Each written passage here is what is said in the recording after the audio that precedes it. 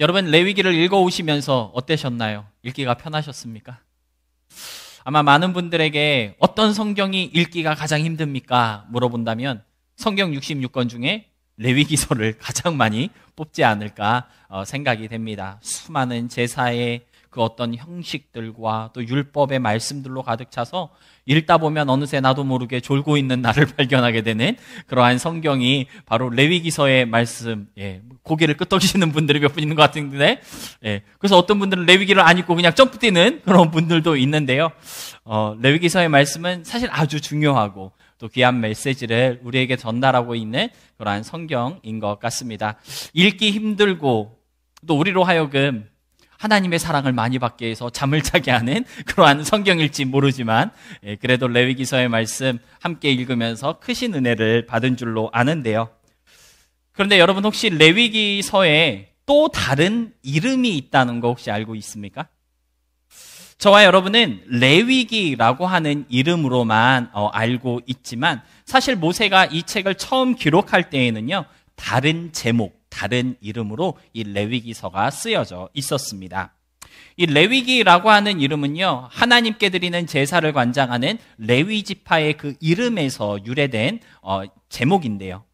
그런데 레위기의 그 원래 이름은요, 레위기서가 아니라 또 그가 부르셨다라고 하는 뜻을 가진 히브리어 와이크라이었다고 합니다.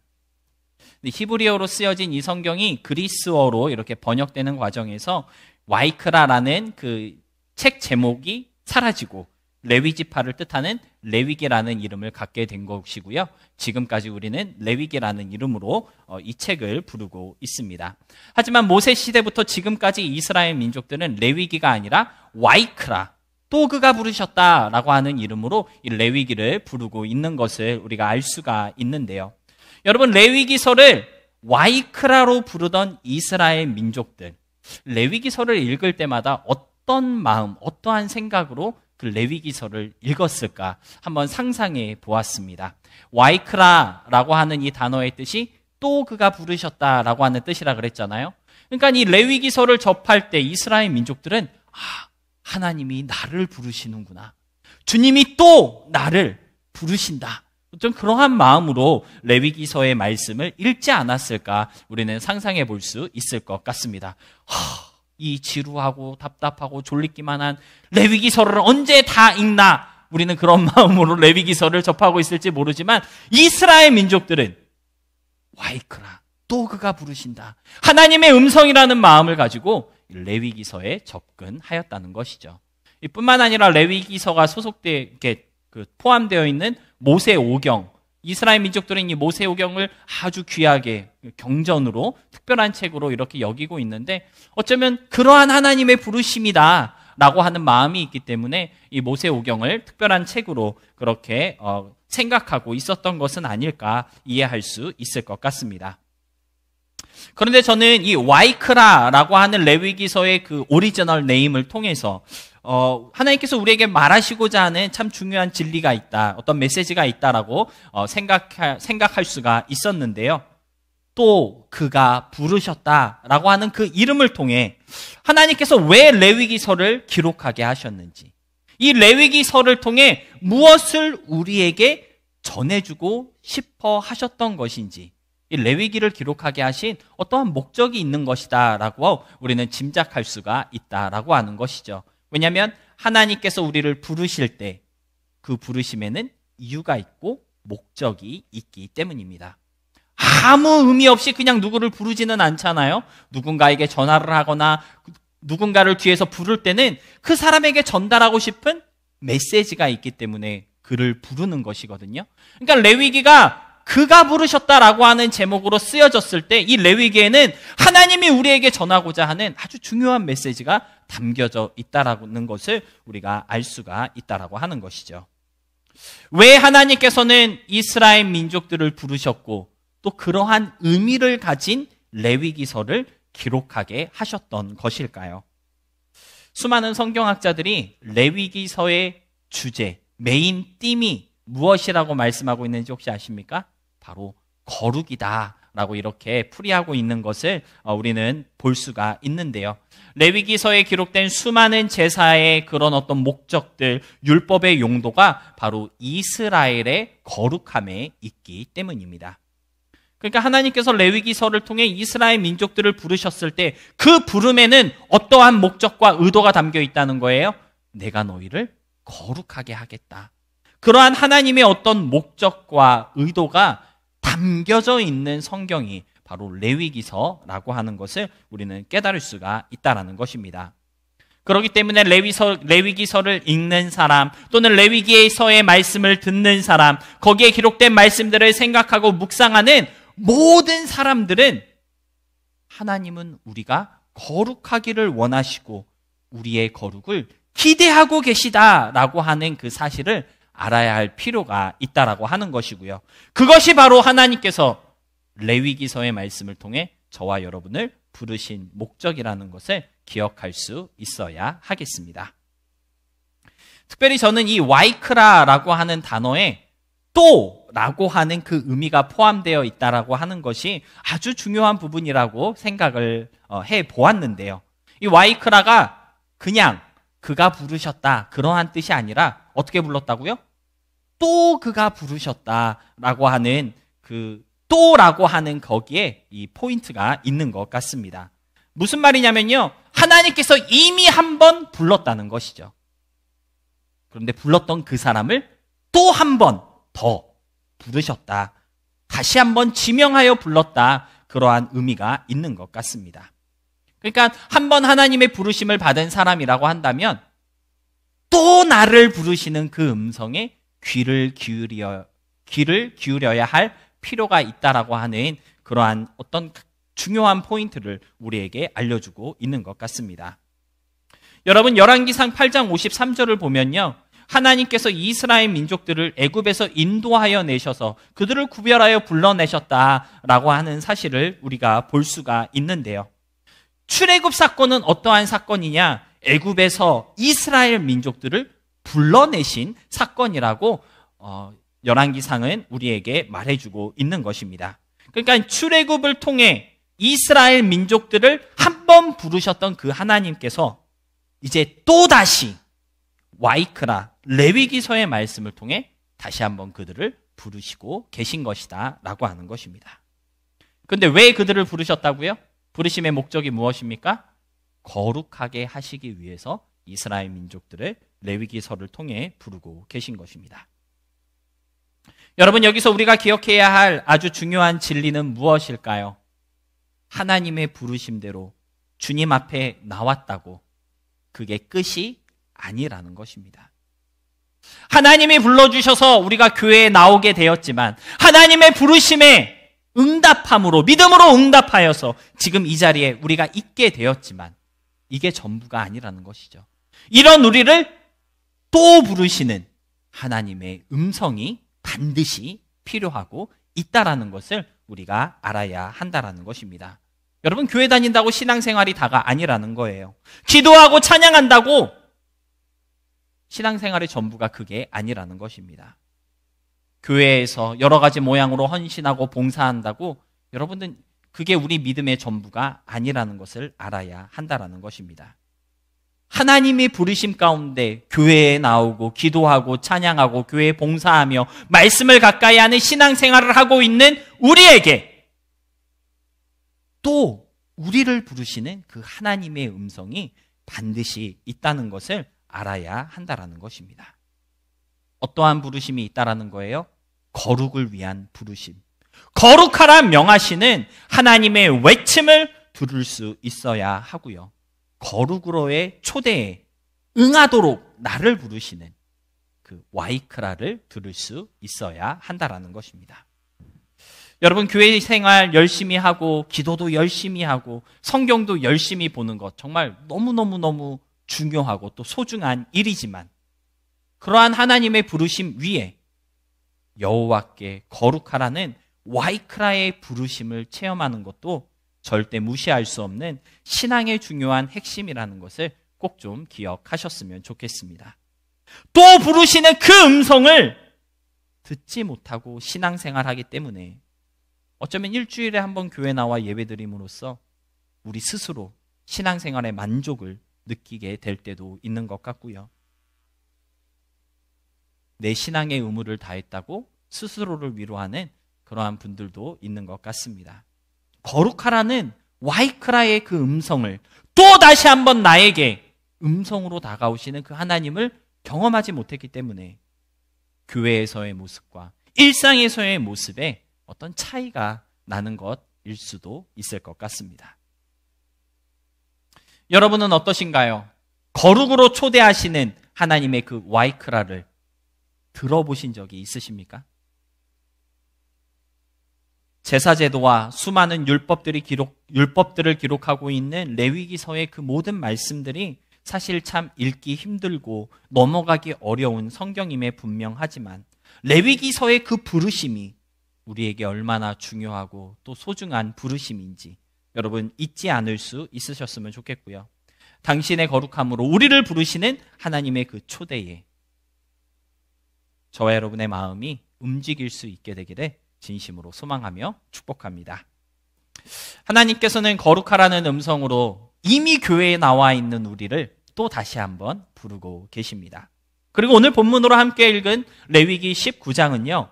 왜 거룩하라고 말씀하시는 것인지, 왜 거룩을 우리에게 강요하고 있는 것인지에 대해서 그 답을 우리에게 알려주고 있는데요. 우리 본문 1절과 우리 본문 2절의 말씀 같이 함께 보도록 하겠습니다. 2절의 말씀 함께 읽겠습니다. 시작. 너희는 거룩하라. 이는 나 여호와 너희 하나님이 거룩함이니라.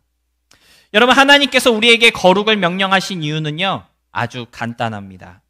바로 나 여호와 너희의 하나님이 거룩하기 때문이다 라고 오늘 본문은 알려주고 있습니다. 뭐 자세하고 장황하게 설명할 필요가 없다는 것이죠. 너무나도 단순하고 명확하게 우리가 거룩해야 할 이유를 알려주고 계신 것인데요. 너희의 하나님이 거룩하기 때문에 너희도 거룩해야 한다라는 것입니다. 여러분, 이것이 우리가 거룩해야 할 가장 큰 이유이고 가장 중요한 이유라는 것을 깨달으셨으면 좋겠습니다. 다른 사람들에게 잘 보이기 위해서 거룩해야 한다는 것이 아니에요. 예수 믿는 그 믿음의 고상함이 어떤 것인지 뽐내야 하기 때문에 거룩하라고 명령하고 계신 것도 아니라는 것입니다. 우리 개개인의 어떤 경건함을 자랑해야 하니까 좀 거룩해, 그런 말씀을 하고 있는 것이 아니고요. 심지어 너희가 거룩해야 내가 영광을 받는다, 그런 말씀도 하고 있지 않다라는 것입니다. 하나님이 거룩하니까, 너가 믿는 그 하나님이 거룩하기 때문에 너도 거룩해야 하는 거야. 이것이 거룩의 목적이고 이유이고요. 이것보다 더 중요한 다른 핑계가 있을 수 없다라고 하는 것이 레위기 19장이 오늘 저와 여러분에게 알려주고 있는 거룩의 이유라는 것입니다. 하나님이 거룩하니까 너희도 거룩하라. 여러분, 이 말씀은요, 거룩이야말로 우리 믿음의 정체성이라는 뜻을 가지고 있는 것이고요. 그렇게 함으로써 나는 거룩하신 하나님께 속하여 있구나. 내가 믿는 하나님 거룩하시니 나도 거룩함으로써 나는 주님 편에 선자라고 하는 것을 알 수 있고 깨달을 수 있게 된다는 그러한 의미를 담고 있다고 우리는 생각해 볼 수 있을 것 같습니다. 여러분, 거룩함이라고 하는 것은요, 다른 말로 하면 나는 하나님의 자녀다. 하나님의 자녀의 어떤 특징이라고 말할 수 있을 것 같고요. 하나님께 속하였음을 나타내는 확실한 증거라고 표현할 수 있을 것 같습니다. 하나님이 거룩하시기 때문에 거룩 말고는 다른 특징이 있을 수 없기 때문에 하나님께서는 우리에게도 너희도 거룩하라, 그렇게 명령하고 계신 것입니다.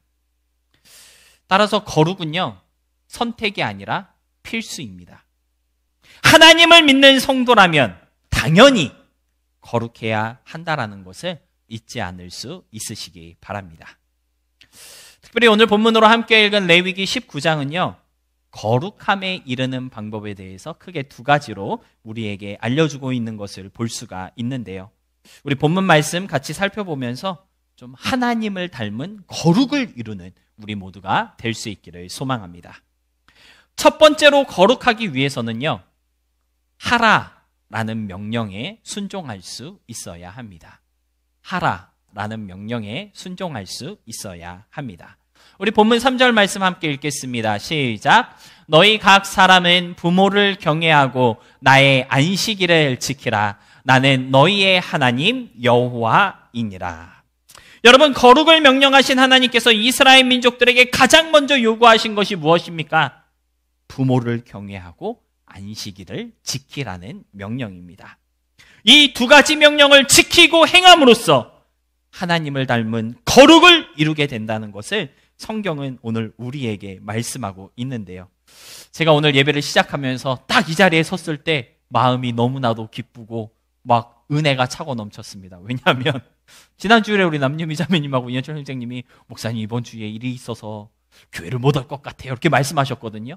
그래가지고 교회를 주일 예배를 꼭 지켰으면 좋겠는데, 그래서 사실 제가 지난주에 새벽 기도였잖아요. 새벽 기도 내내 기도했습니다. 하나님, 무슨 이유인지는 모르겠지만 우리 남유미 자매님과 이현철 형제님 주일 자리를 지키는 하나님의 자녀들이 되어야 됩니다. 빡세게 기도했습니다. 진짜 새벽 기도마다 딱 나와 계신 거예요. 그래서 마음이 얼마나 뜨겁고 정말 하나님이 거룩하게 삼으시는 주님의 자녀들이구나, 감동이 왔습니다. 진짜로 거짓말 아니라 주일에 엄청 새벽 기도, 아니 매일매일 기도했거든요. 역시 하나님은 기도하는 사람의 음성을 들으시고, 더 분명한 건 목회자의 기도는 빽이 좀 셉니다, 여러분. 네. 근데 오늘 본문 말씀 보니까 거룩하기 위해 하나님께서 첫 번째로 명하신 게 뭐예요? 부모를 경외하고 안식일을 지키라는 것입니다. 여러분, 거룩하기 위해서는 이 두 가지를 꼭 지킬 수 있으시기를 바랍니다. 그런데 저는 조금 더 넓은 의미에서 오늘 이 말씀을 통해 하나님께서 우리에게 요구하시는 것이 무엇인지 함께 좀 생각해 보려고 하는데요. 여러분, 이 3절에서 우리에게 요구하고 전달하고 있는 메시지는 그런 것 같아요. 우리가 하나님을 닮은 거룩을 이루기 위해서는 무언가를 행해야 한다, 그런 메시지를 우리에게 알려주고 있는 것 같습니다. 이게 무슨 말이냐면요, 여러분, 거룩하기 위해서는요 가만히 있어서는 안 된다는 거예요. 여러분, 거룩함은요 가만히 있는다고 자동으로 이루어지는 것이 아니다 라고 하는 것입니다. 거룩하기 위해서는요 뭔가를 해야 한다는 거예요. 끊임없이 움직이고 실천하며 노력해야지만 거룩을 이룰 수 있다라고 하는 메시지를 오늘 본문 3절은 우리에게 들려주고 있는 것입니다. 물론 그 거룩을 이루기 위한 노력이 티가 날 수도 있고 티가 안 날 수도 있습니다. 내가 이렇게 무난히 거룩하기 위해 노력하고 있다는 것을 사람들이 알아줄 수도 있고 또는 사람들이 모를 수도 있어요. 근데 중요한 건 무엇입니까? 거룩해지기 위해서 우리가 끊임없이 노력하고 계속해서 도전할 때, 뭔가를 할 때 거룩에 이룰 수 있다라고 하는 것입니다. 여러분, 신학적으로 거룩을 이루어가는 그 과정을 무엇이라고 그런다고요? 성화라고 그렇게 부른다고 우리가 성경 공부 시간에 많이 나누어 썼는데요. 여러분, 그 기독교의 그 아주 중요한 진리들을 잘 정리해서 알기 쉽게 문답 형태로 만들어 놓은 소교리 문답 35번째 질문을 보면 성화가 무엇인가 라고 하는 질문이 나오고 있습니다. 그 질문에 이렇게 답을 달고 있어요. 함께 보겠습니다. 성화란 하나님의 값없는 은혜의 역사이신데, 이로써 우리가 하나님의 형상을 쫓아 온 사람이 새로워짐을 얻고 죄에 대하여는 점점 죽고 의에 대하여는 점점 살게 되는 것이다, 이렇게 기록하고 있습니다. 여러분, 하나님을 닮아가는 거룩을 이루는 과정에 대해 어떻게 설명하고 있는 것입니까? 하나님의 형상을 쫓아 온 사람이 새로워짐을 얻게 되는 것이 거룩을 이루는 것이다 라고 소교리 문답 35번째 질문은 우리에게 답을 해주고 있습니다. 여러분, 거룩함이라는 건 뭐예요? 우리의 온 사람이, 즉 우리의 생각과 마음과 우리 매일을 살아가는 그 삶의 의지가 하나님의 형상을 쫓아가는 것, 그것이 바로 거룩을 향한 도전이고요, 행함이라고 소견의 문답은 우리에게 설명해주고 있는 것입니다. 여러분, 결국 거룩하라는 하나님의 그 부르심은요, 우리에게 무엇을 요구하고 있는 겁니까? 하나님의 형상을 쫓아가라는 그러한 요구라는 것을 우리는 이해할 수가 있을 것 같습니다.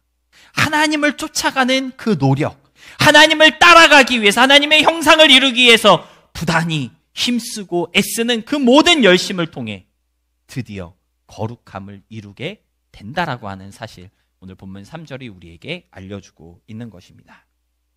따라서 사랑하는 성도 여러분, 거룩함을 이루는 우리가 되기 위해서 좀 하나님의 형상을 쫓아가고 하나님의 형상을 닮아가는 우리가 될 수 있었으면 좋겠습니다.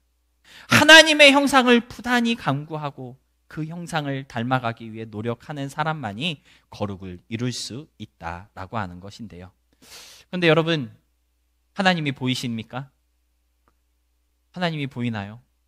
보이지 않는 하나님의 형상을 도대체 어떻게 쫓아가라고 성경은 우리에게 이러한 난해한 말씀을 들려주고 있는 것일까? 조금 약간 IQ가 2자리밖에 안 되는 저는 그런 생각을 하게 됐었습니다. 하나님이 보여야 그 형상을 쫓아가든지 하지. 그런데 골로새서 1장 15절 말씀 보니까요, 이러한 말씀이 있더라고요. 그는 보이지 아니하는 하나님의 형상이요 모든 피조물보다 먼저 나신 이시다라고 성경이 기록하고 있는 것을 볼 수가 있는데요. 보이지 않는 하나님의 형상을 보이게 우리에게 나타나신 분이 있다라고 하는 것이죠. 누굽니까? 바로 예수님이라는 것입니다. 여러분, 우리가 쫓아가야 할 하나님의 형상, 마음과 뜻과 정성과 힘을 다해 따라가며 닮아가야 할 하나님의 형상은요, 바로 예수님이라는 사실을 성경은 오늘 우리에게 알려주고 있는 것입니다. 예수님을 닮아가는 것, 예수님처럼 되는 것, 그것이 바로 우리가 이루어야 할 거룩이다라고 하는 것입니다. 사실 여기까지는 너무나도 많은 사람들이 그렇게 얘기하고, 또 여러분들도 아마 수도 없이 들어봤을 거예요. 예수님 닮아가야 합니다. 예수님을 따라가야 해요. 예수의 그 장성한 믿음의 분량까지 이르는 우리가 되어야 합니다. 수도 없이 들었지만 여러분, 예수님을 닮아가야 한다는 것이 너무 광범위하지 않습니까? 어떻게 예수님을 닮아갈 수 있을지, 예수님의 무엇을 닮아가야 하는 것인지, 참 이런 말씀을 들을 때마다 막연하다라고 하는 느낌을 갖게 되는 것 같습니다. 그래서 좀 한번 간추려 보았어요. 도대체 예수님을 닮아간다는 것은 무엇일까? 저는 크게 3가지로 우리가 닮아가야 할 예수님의 모습을 요약할 수 있을 것 같다라고 그렇게 생각을 했는데요. 우리가 닮아가야 할 예수님의 모습, 첫 번째는 무엇일까요? 바로 순종하심입니다. 두 번째는요, 의지하심이라고 볼 수 있겠고요. 또 3번째는 선포하심, 이렇게 볼 수 있을 것 같습니다. 저 여러분이 잘 알고 있는 것처럼 예수님은요, 그 어떤 상황과 순간 속에서도 오직 하나님의 뜻에 순종하셨던 분입니다. 여러분, 가장 우리가 잘 알 수 있고 또 볼 수 있는 그 장면이 아마 겟세마네 동산에서 기도하시던 예수님의 모습이지 않을까 그렇게 생각이 되는데요. 여러분, 십자가를 앞두신 예수님께서는요, 참 고통스럽고 마음이 괴로웠습니다. 그래서 이 잔을 내게서 지나가게 하옵소서라고 하나님 앞에 기도했거든요. 그런데 예수님의 기도가 거기서 그치지 않았습니다. 그러나 나의 원대로 하지 마옵시고 아버지의 원대로 되기를 원하나이다. 주님, 그렇게 하나님의 뜻에 순종하는 기도로 겟세마네 동산의 그 기도를 마무리하신 것을 저 여러분이 잘 알고 있는데요. 여러분, 이처럼 예수님을 닮아가는 사람은요, 내 뜻이 아니라 하나님의 뜻에 순종하는 사람이라고 말할 수 있다라고 하는 것이죠. 설령 그 하나님의 뜻이 나에게 낯설고 무섭고 익숙하지 않으며 또 때로는 정말 많은 것을 희생하게 하는 그러한 뜻이다 할지라도 아버지의 원대로 되기를 원합니다. 그러한 믿음의 고백으로 주님 앞에 순종하는 것, 그것이 바로 우리가 닮아가야 할 예수님의 모습이요, 그 순종을 통해 거룩함을 이루게 된다라는 것입니다. 여러분, 둘째로 우리가 닮아가야 할 예수님의 모습은 의지하심입니다. 즉, 어떠한 상황 속에서도 전적으로 하나님만 의지하는 그 모습을 우리가 닮아가야 한다라고 하는 것이죠. 예수님의 모든 생애는 하나님께만 의지했던 삶이었습니다. 특히나 십자가 위에서 죽기까지 순종하셨던 예수님은요, 그 인생의 마지막 자락에도 하나님만 의지하신 것을 우리는 볼 수가 있는데요. 누가복음 23장 46절에서 예수님은 이렇게 기도하셨습니다. 예수께서 큰 소리로 불러 이르시되 아버지 내 영혼을 아버지 손에 부탁하나이다 하고 이 말씀을 하신 후 숨지셨다라고 성경은 기록하고 있습니다. 인생의 끝자락에 목숨이 간당간당하는 그 순간에도 예수님은 하나님만 의지했다는 사실을 누가복음 23장은 우리에게 보여주고 있는 것입니다. 여러분, 하나님만 바라보고 하나님만 의지하는 것, 그것이 오늘 저와 여러분이 닮아가야 할 예수님의 모습이라는 것이죠. 여러분, 때때로 살아갈 때 우리가 얼마나 많은 것들을 의지하며 살아갑니까? 여러분, 한국 사람들이 생각하는 가장 큰 가치가 뭔지 아세요? 가장 소중하게 여기는 게 뭔지 아세요? 여러분, 세계의 선진국 20몇 개국 나라에 똑같은 질문을 했다라고 합니다. 첫 번째, 다른 선진국들은 가족 아니면 건강, 나의 삶, 이런 거였어요. 가족이 가장 많았습니다. 근데 유일하게 우리나라만 1등이 돈이라고 합니다. 돈. 2등이 친구. 네, 그렇다고 하더라고요. 이게 도대체 그래서 많은 분들이 의아했다고 합니다. 선진국인데 돈이 최고의 가치라고? 여러분, 얼마나 많은 사람들이 돈을 의지하며 살아가고 있다는 것인지 우리에게 보여주는 단면적인 그러한 모습이라고 볼 수 있는데요. 예수님을 닮아가는 우리라고 한다면 돈을 의지할 게 아니라, 상황을 의지할 게 아니라, 사람을 의지할 게 아니라 오직 하나님만 의지하는 그러한 모습이 되어야 한다라는 것입니다. 다른 그 어떤 것도 나의 도움이 될 수 없습니다. 그러한 고백으로 하나님만 붙잡는 것, 그것이 거룩을 향한 첫 번째 결단이라는 것을 좀 여러분 기억하셨으면 좋겠습니다. 셋째로 우리가 닮아가야 할 예수님의 모습은 바로 천국 복음을 전하셨던 그 선포하심의 모습인데요. 마가복음 1장 38절로 39절 말씀 보니까요, 예수님께서 내가 전도하기 위해 이 땅에 왔다, 이를 위하여 내가 왔다라고 하는 말씀을 하고 계신 것을 볼 수가 있습니다. 근데 재미있는 것은요, 전도하시고 또 무엇을 하셨어요? 귀신들을 내쫓으셨다, 이렇게 기록하고 있는 것을 볼 수가 있습니다. 다시 말해 예수님은요, 복음을 전하시기 위해 이 땅에 오셨습니다. 전하실 뿐만 아니라 그 복음의 능력을 보여주는 삶을 사셨던 분이라고 우리는 이해할 수가 있다라고 하는 것입니다. 따라서 저와 여러분이 진정으로 예수님을 따라가며 닮아가는 사람이 되고자 한다면 우리도 어떤 사람 되어야 한다는 거예요? 복음을 전하는 사람이 되어야 한다라는 것입니다. 예성이도 맞다고 지금 아멘하고 있잖아요. 네, 우리 갑자기 라빈이 어렸을 때 생각나네요. 우리 라빈이 아멘 진짜 열심히 했거든요. 여러분, 예수님을 닮아가는 우리가 되기 위해서는요, 복음을 전하는 우리가 되어야 한다라는 거예요. 뿐만 아니라 그 복음의 능력이 무엇인지 보여주는 삶을 살 수 있어야 한다라는 것입니다.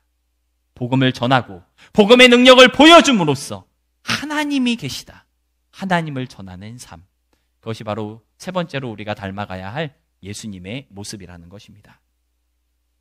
하나님께 순종하고 하나님만 의지하며 또 복음으로 하나님을 전하는 그 증인의 삶을 사는 것, 이 세 가지 하나가 바로 거룩을 위한 첫 번째 계명이라는 것을, 첫 번째 명령이라는 사실을 여러분 좀 기억하시고, 말로만 거룩하기 원합니다, 거룩해지기 위해 힘쓰겠습니다 하는 우리가 아니라 정말 행함으로써 거룩을 이루어 나아가는 우리 모두가 될 수 있기를 바랍니다. 두 번째로 오늘 본문 말씀은요, 우리가 거룩해지기 위해서는 하지 말아야 할 것이 있다라고 하는 사실을 알려주고 있는 것을 볼 수가 있는데요. 우리 본문 4절의 말씀 다 같이 함께 한 목소리로 읽도록 하겠습니다. 본문 4절의 말씀입니다. 함께 읽겠습니다. 시작. 너희는 헛된 것들에게로 향하지 말며 너희를 위하여 신상들을 부어 만들지 말라. 나는 너희의 하나님 여호와니라. 여러분, 여기 보니까 향하지 말며 만들지 말라 이렇게 강조하고 계신 것을 볼 수가 있는데요. 3절에서는 무엇을 함으로써 거룩을 이룰 수 있다라고 가르쳐 주셨다면 4절에서는 하지 않음으로써 거룩을 이룰 수 있다는 사실을 말씀해 주고 있습니다. 여러분, 하지 말라는 것은요, 물론 오늘 본문에서 보면은 우상 숭배를 금하고 너희를 위하여 신상을 만들지 말라 이렇게 말씀하고 있는데 좀 넓은 의미에서 볼 때 이 하지 말라라고 하는 것은요, 아무것도 하지 말고 가만히 있어라 그러한 의미가 아니라는 것을 먼저 우리가 좀 이해해 볼 필요가 있습니다. 그런 뜻이 아니고요, 이것만은 절대 하지 않겠다, 어떤 그러한 각오가 있어야 된다는 거예요. 그러한 각오를 가지고 우리가 피해야 할, 버려야 할 그러한 어떤 행동이 있다라는 것을 우리에게 말해주고 있는 것입니다. 여러분, 그렇다면 우리가 피해야 할 행동, 우리가 절대 하지 말아야 할 그 행동은 과연 무엇일까요? 본문 4절은 헛된 것들과 우상을 피해야 하고 그런 것들을 만드는 행동을 하지 말아야 한다고 경고하고 있는 것을 볼 수가 있습니다. 여러분, 참 많은 분들이 이 우상 숭배에 대한 이야기가 나오면 그래, 교회만 열심히 다녀야 돼, 오직 여호와 하나님 삼위일체 하나님만 잘 믿고 예수 그리스도만 나의 구주로 믿어야지, 불교도 가서는 안 되고 이슬람교도 가서는 안 되고 다 우상 숭배다 이렇게 생각할 때가 많이 있습니다. 물론 맞습니다. 다른 신들을 섬기고 따르는 것도 우상 숭배이고요, 소 모양을 만들거나 다른 모양을 만들어서 또는 우리나라 옛날에 토속 신앙처럼 나무에다 절하고 달님에게 이렇게 비고 이런 거 다 우상 숭배니까 그런 거 하지 말라는 말씀이 분명히 맞습니다.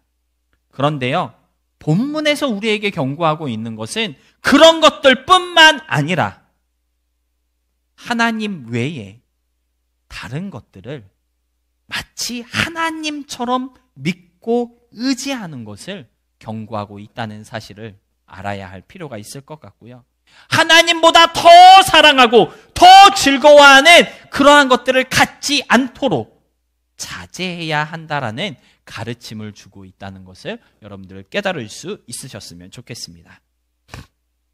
설교를 준비하면서 레위기 19장 이 4절의 말씀을 다른 목사님들은 어떻게 설교를 하셨나, 그분들은 어떻게 또 메시지를 전하셨는가 이렇게 쭉 찾아보는 가운데 어떤 분이 본문 4절 말씀을 이렇게 해석하신 것을 볼 수가 있었는데요. 제가 한번 읽어보도록 하겠습니다. 오늘날에는 돈이나 육신의 쾌락을 하나님처럼 혹은 하나님보다 더 사랑하는 자들이 많은 것 같다. 교회 생활도 하나님을 섬기며 하나님께 예배드리기 위해서가 아니고 자기 만족을 위해 교회에 드나드는 사람들이 많다.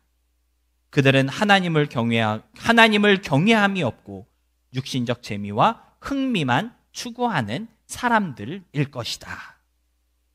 이렇게 해석하고 있는 이 글을 보면서 저는 과연 우리가 조심해야 할 우상 숭배는 무엇인지 좀 곰곰이 생각해 볼 수 있었는데요.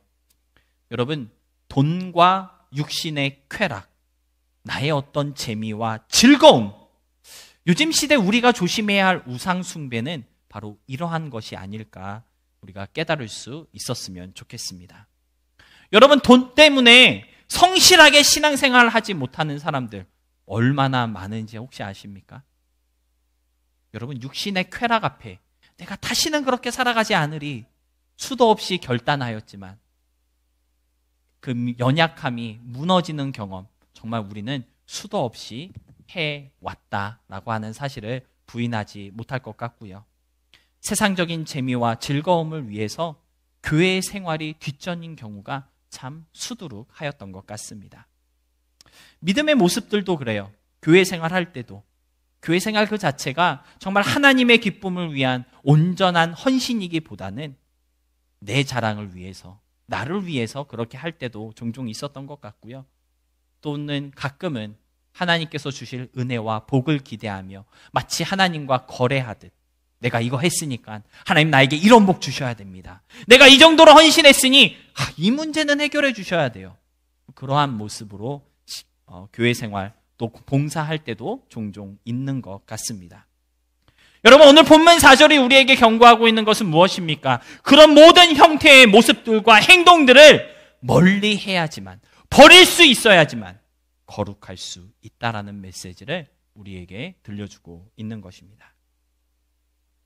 여러분, 거룩이라고 하는 것은요, 단순히 죄 안 짓고 남들보다 바르게 착하게 사는 것, 그게 거룩이 아니라는 거예요.